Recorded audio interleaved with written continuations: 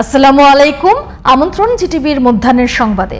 আপনাদের সঙ্গে আছি আমি সালমা জিলানি। এবার চলে যাচ্ছি খুলনায়। দর্শক, জ্বালানি সংকটের আরো তথ্য নিয়ে এবার খুলনা থেকে যুক্ত হচ্ছেন সহকর্মী শেখ লিয়াকত হোসেন। লিয়াকত, খুলনায় পাম্পগুলোর সার্বিক চিত্র জানাবেন আমাদের।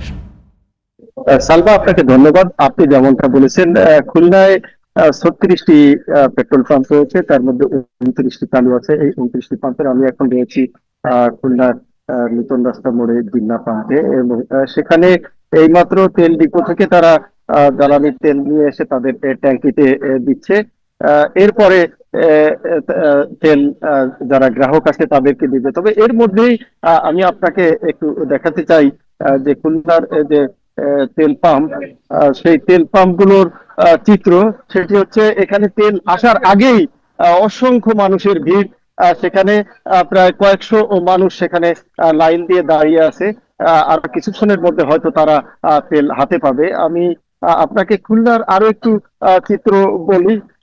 সেটি হচ্ছে, খুলনার 3টি পেট্রোল পাম্প রয়েছে। সেই পেট্রোল পাম্পের মধ্যে পদ্ম অয়েল কোম্পানি, তারা অকটেন দিচ্ছে ৬২,৫০০ লিটার, পেট্রোল ১,২১,০০০ লিটার এবং ডিজেল ৬,৫৪,০০০ লিটার, এবং মেঘনা পেট্রোলিয়াম অকটেন দিচ্ছে ৬৫,০০০ litre, petrol ১,৫৪,০০০ litre, diesel ৬,৭২,০০০ litre, এবং যমুনা ডিপো অকটেন দিচ্ছে ৫৪,০০০ লিটার এবং পেট্রোল দিচ্ছে ১,২০,০০০ লিটার, ডিজেল দিচ্ছে ৪,৫০,০০০ লিটার। তাহলে এর আগে গত বছর এই সময় তারা এই যে তেলটা দিচ্ছিল এটাই দিত, এবং এখনো সেই তেলই দিচ্ছে। কিন্তু তারপরেও আসলে যে এই সংকটটা কেন সৃষ্টি হচ্ছে সে বিষয়ে গ্রাহকরা বলছেন যে ব্যবসায়ীরা এটি কারচুপি করছে, আবার ব্যবসায়ীরা বলছেন যে গ্রাহকরা নিয়ে সেটিকে মজুত করছেন।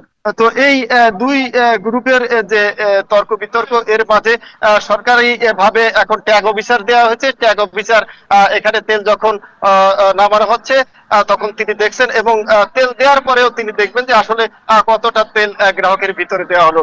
তবে আশা করি সরকার যে ব্যবস্থা নিয়েছে তার মাধ্যমে হয়তোবা এই তেল সংকট অচিরেই নিরসন হবে, এটি প্রত্যাশা সবার।